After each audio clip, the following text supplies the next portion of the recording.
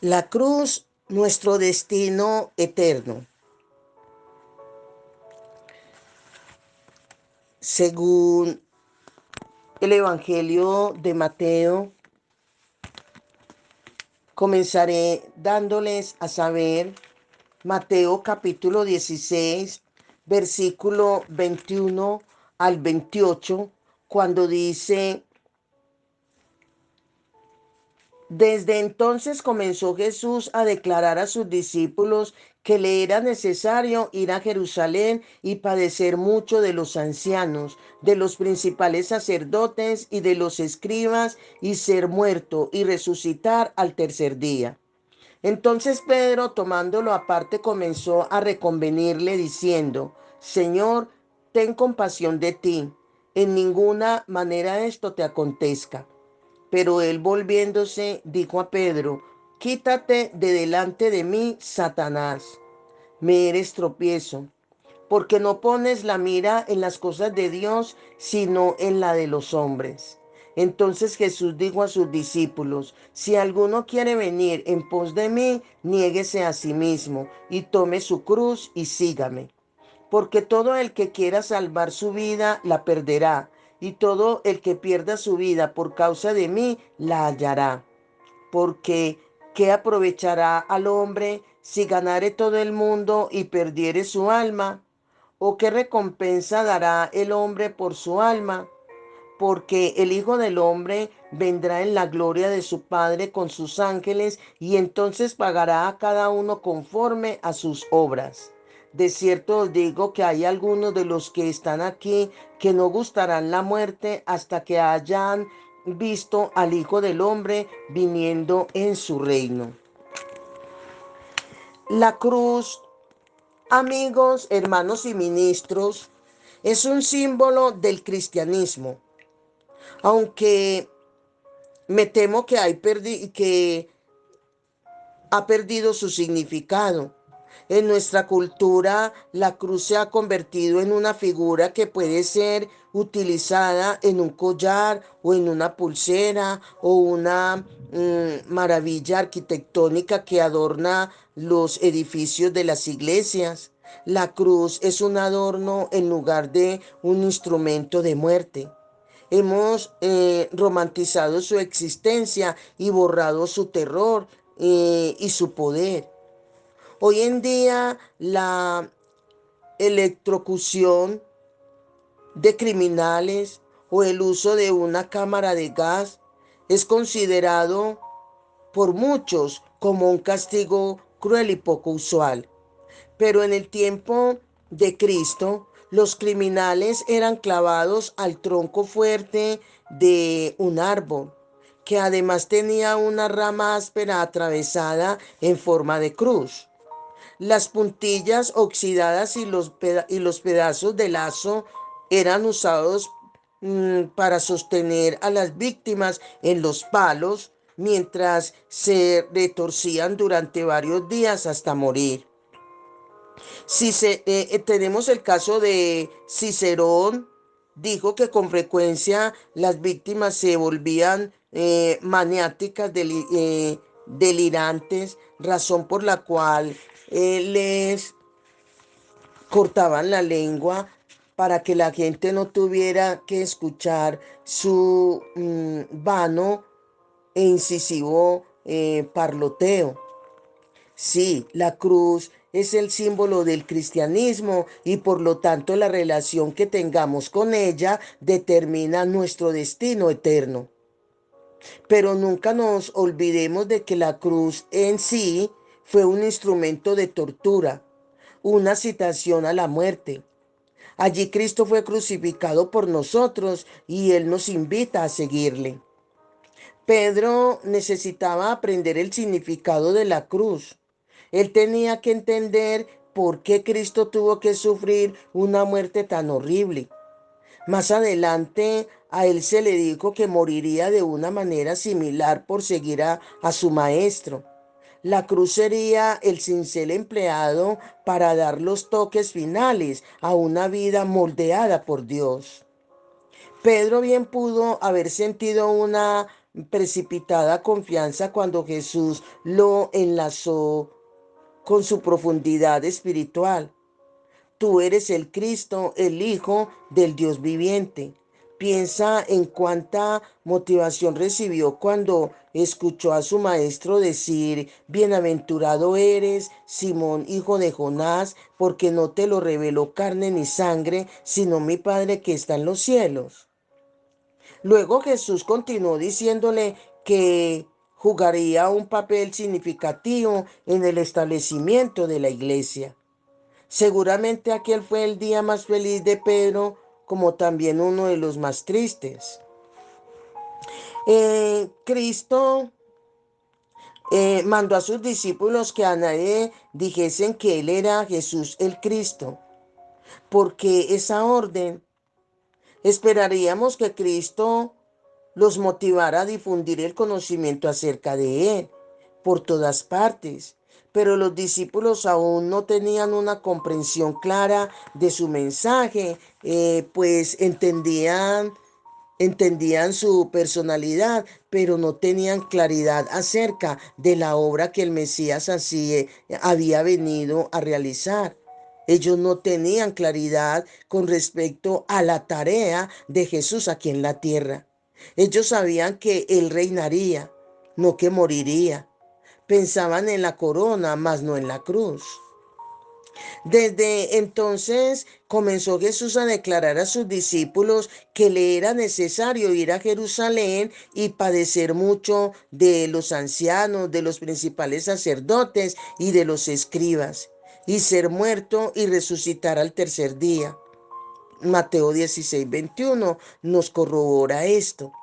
Observemos los detalles. Primero, tenía que ir a Jerusalén, puesto que esa era la ciudad del sacrificio. Segundo, tenía que sufrir en manos de los ancianos y los sacerdotes, los mismos que eran venerados en Israel. Este grupo de hombres, conocidos como los del Sanedrín, eran enviados entre todos los líderes y los más doctos, aunque representaban la religión oficial de su tiempo, eran los más hostiles con Cristo y fuera de eso eran envidiados. Tercero, tenía que morir y resucitar. Previamente, él había dado unas puntadas o pautas de que esto sucedería, pero ahora lo decía con perfecta claridad y abiertamente. Ninguna otra opción era considerada. Claro que no. A pesar del horror que le esperaba, esto tenía que suceder, el morir en una cruz. Si Cristo hubiera sido el falso Mesías que representaba una comedia mesiánica, ciertamente no hubiera escogido ir a Jerusalén para morir. Hubiera sufrido los dolores para cumplir las expectativas mesiánicas populares de sus días, especialmente en lo relacionado con la organización de una revuelta en contra de la ocupación romana. El hecho de que en casi todos los puntos él estuviera en contra de la opinión pública confirma su autenticidad y clarificó las ideas cerradas de la gente acerca del reino venidero. ¿Por qué los judíos no comprendieron las predicciones de Cristo acerca de que el Mesías sufriría antes de llegar a la gloria? Con frecuencia nuestros ojos solo ven lo que quieren ver. La idea de un Mesías que reinara con una gloria ininterrumpida era muy atractiva. La gente estaba más preocupada con la esclavitud política de Roma que con la esclavitud espiritual como producto de su propio pecado. ¿Quién quería un Mesías que sería humillado en una cruz? Nadie. Cristo deseaba prepararles para la tristeza que les esperaba. Deseaba ayudarlos, prepararlos, advertirles. El calendario de eventos era claro. cierto e inflexible. Él quería que ellos comprendieran que su muerte era ordenada, no una terrible tragedia que había sorprendido al Todopoderoso. Por supuesto, no importaba cuán dolorosos fueran los días venideros, todo era parte del propósito divino. Después de la ascensión de Cristo, Pedro vería todo esto con claridad, con mayor comprensión. Mientras dirigía una reunión de oración, después de haber sido encarcelado y golpeado, Pedro afirmó que varios grupos habían cooperado crucificando a Cristo para hacer cuanto tu mano y tu consejo habían antes determinado que sucediera, según Hechos 4:28. No era necesario adivinar, la voluntad de Dios había sido hecha. Pedro no podía ver como la cruz, no podría ver o no podía ver cómo la cruz era parte del plan de Dios.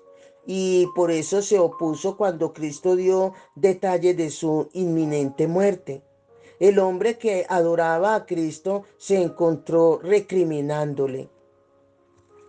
Pedro pensó que debía usar su recién hallado honor para reprender a su maestro. ¿Por qué? Porque encontró la afirmación de Cristo muy sorprendente. A pesar de toda la profundidad espiritual que tenía, simplemente no podía comprender por qué Cristo, su Mesías, tenía que someterse a tal humillación. ¿Por qué tendría que morir? Y aun si tenía que morir, ¿por qué en esa forma tan vergonzosa? Entonces Pedro, tomándolo aparte, a Jesús, comenzó a reconvenirle diciendo: Señor, ten compasión de ti. En ninguna manera esto te acontezca. Mateo 16:22. Para no amonestar públicamente a su maestro, Pedro lo llamó en privado y le dijo que esta predicción era sencillamente inaceptable. Amaba profundamente al Señor y tenía en mente su mejor deseo para él. La idea de ver a su maestro sufrir tal clase de muerte era simplemente demasiado. Con frecuencia nuestros amigos nos dan consejos bien intencionados, ¿verdad? Pero no bíblicos y a la vez dañinos. Algunas veces hemos sido motivados a racionalizar nuestra desobediencia, escuchando a quienes no aman, a quienes nos aman, pero que carecen de qué, de sabiduría. Tal vez hemos quebrantado promesas, tolerado un pecado secreto o dicho una mentira debido a que obedecer era demasiado doloroso.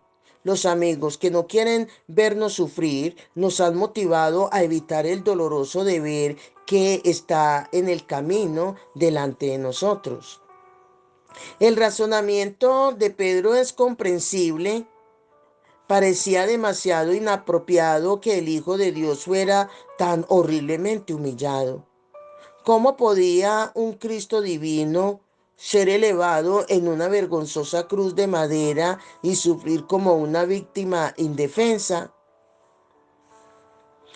Pedro aquí cuando dice por qué estaba tan seguro de que un Mesías no podía morir. ¿Quién? Pedro estaba seguro, o más exactamente, ¿qué le hizo estar tan seguro de que el Mesías no debía morir? Pedro, el que amaba supremamente a Jesús, se convierte en el mismo que se para en el camino de la obediencia de Cristo. Pedro, en cuyo corazón fluía el amor por su maestro, ahora es un instrumento de Satanás. La sugerencia de Pedro golpeó el corazón del pacto eterno de Dios. La cruz había sido predestinada como el instrumento del cual dependía el propósito de Dios para la humanidad. Sin ella no podía haber remisión de pecados ni redención. Y ahora Pedro estaba parado entre Jesús y la cruz. Claramente no cayó en cuenta de que al motivar a Cristo a cancelar la Pascua, estaba haciendo imposible su propia salvación. Si Cristo hubiera aceptado la sugerencia de Pedro, tanto él como todos nosotros estaríamos perdidos para siempre, porque allí, afuera de los muros de Jerusalén, Cristo mm, pendería desnudo, llevando los pecados de todos aquellos que creyesen. Sin la cruz no podría haber corona. Pedro reprochó al maestro, pero a su vez fue reprendido, puesto que él le dijo que su sugerencia era satánica. La mejor de las motivaciones no puede sufrir nuestra obediencia a la voluntad de Dios, aun cuando ese plan incluya el sufrimiento.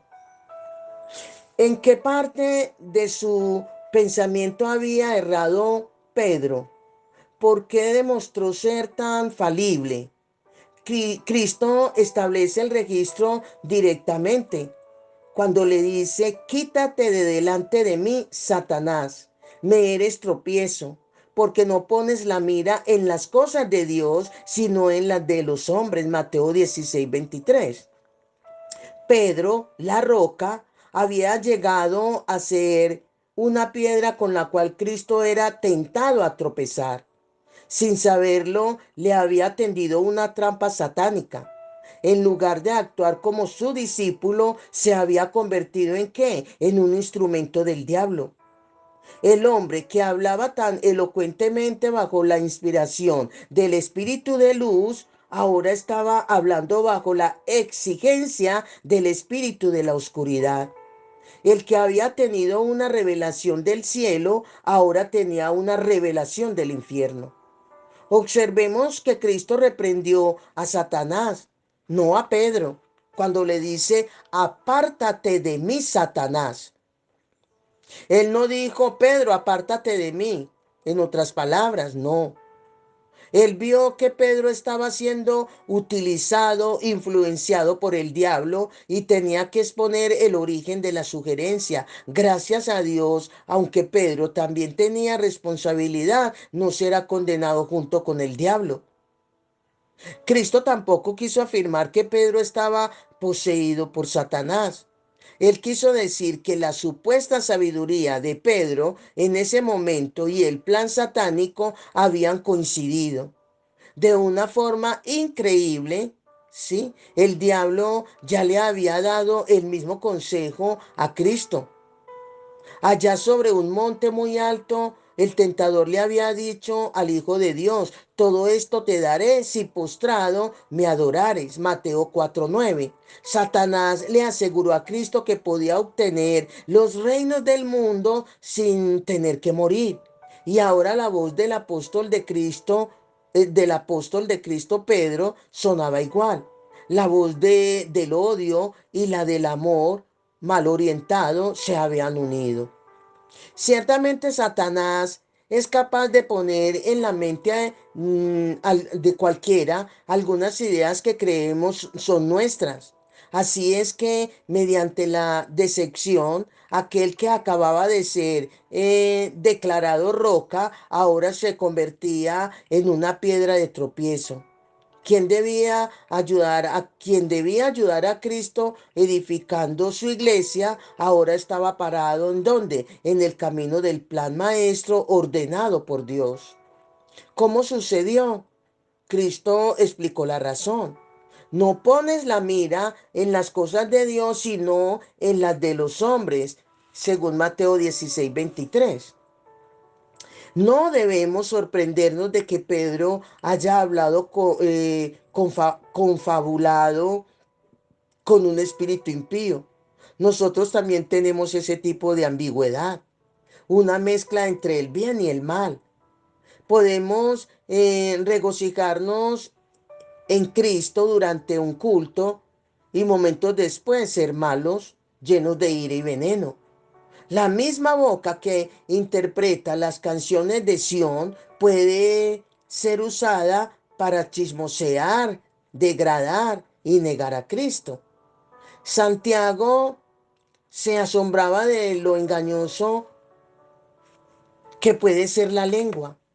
Pero ningún hombre puede domar la lengua, dice Santiago, que es un mal que no puede ser refrenado, llena de veneno mortal.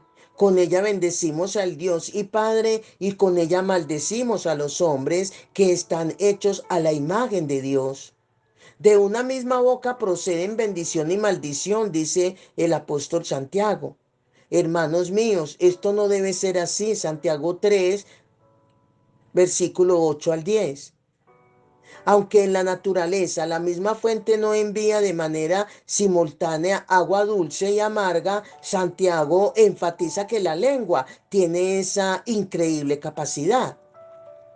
Jesús confrontó la sugerencia de su amado discípulo, justo como lo había hecho con las palabras de Satanás cuando fue tentado en el desierto. Ya sea que la tentación venga de la boca de un demonio airado o de la de un discípulo amado, el resultado es el mismo. En ambas manifestaciones, la única respuesta apropiada es: apártate de mí. La desobediencia no puede sustituir a la obediencia, aun cuando ésta sea realizada con las más altas motivaciones.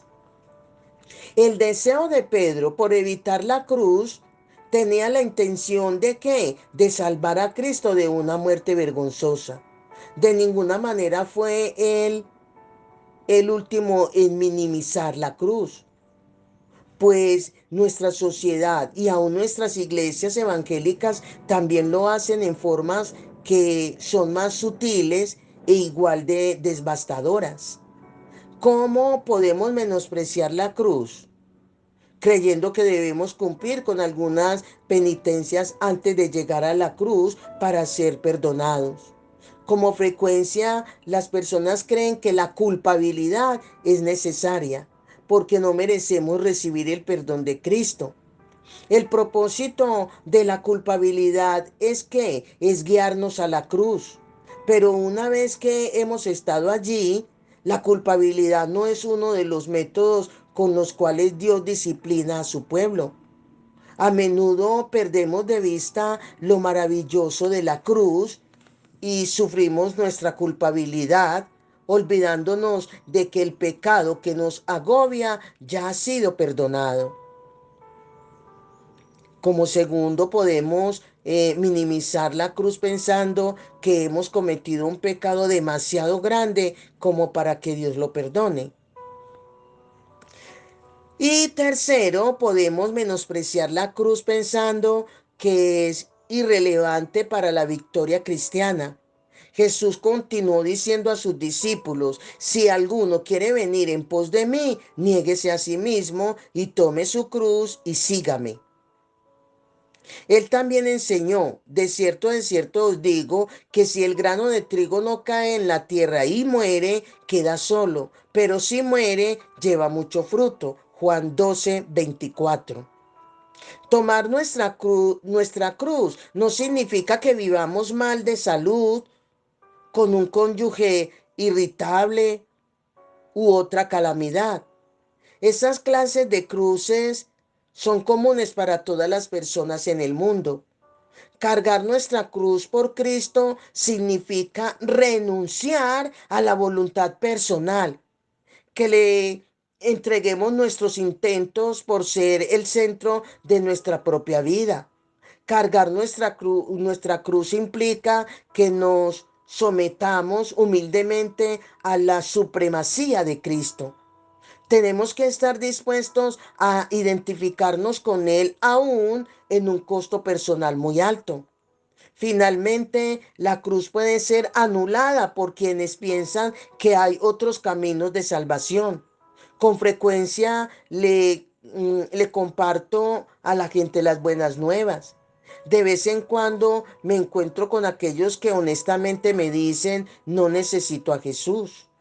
Ellos no ven ningún motivo por el cual deban ser salvos de la ira venidera. No lo ven. Como hemos aprendido superficialmente, el cristianismo es igual a las otras religiones de esta manera. Varias religiones le ofrecen sangre a Dios por el pecado. En el cristianismo, Dios provee la sangre y la sangre de la cruz es la sangre que Él acepta. Todos los demás intentos de alcanzar a Dios disminuyen ¿qué? La maravilla, la belleza de la cruz, pues ella entregó su vida. ¿Quién? Cristo entregó su vida, quien es el único camino al Padre. Hoy la gente va feliz por su camino, olvidando cuánto le debe a Dios. No recuerda, no recuerda que su Hijo fue sacrificado para que nosotros pudiéramos vivir. Pero lejos esté de mí gloriarme, sino en la cruz de nuestro Señor Jesucristo, porque en el mundo me es crucificado, me es crucificado a mí y yo al mundo. Gálatas 6:14. Aunque Cristo habló a Pedro y a Satanás como si fueran uno, ellos recibieron un tratamiento por separado. Finalmente, Pedro giró y estuvo parado delante de Cristo, mientras que Satanás huía a sus espaldas. Pedro pudo permanecer firme delante de su Señor, una vez más haciendo honor a su nombre. Esta fuerte reprensión lo rescató ¿de qué? De la trampa del diablo. El afilado cincel había expuesto la falacia de confiar en la sabiduría humana. La gracia y el juicio se unieron en la mano firme del escultor divino que es Jesucristo. En un día, Pedro fue moldeado por una maravillosa afirmación y una promesa, pero también por un agudo llamado de atención. Tuvo cambios. Los dos elementos aquí, cuando digo que un día Pedro fue moldeado por una maravillosa afirmación y una promesa, pero también por un agudo llamado de atención, también fue moldeado. Los dos elementos eh, era necesario para cincelar una piedra áspera como Pedro, para que llegara a ser un hombre de Dios. Con Pedro debemos aprender que la cruz procede ¿a qué? A la corona. Y para esa corona necesitamos ser moldeados, necesitamos ser cambiados, transformados. Y solamente en nuestro caso lo hace el Espíritu Santo si se lo permitimos. Amén. Bendiciones, bendiciones.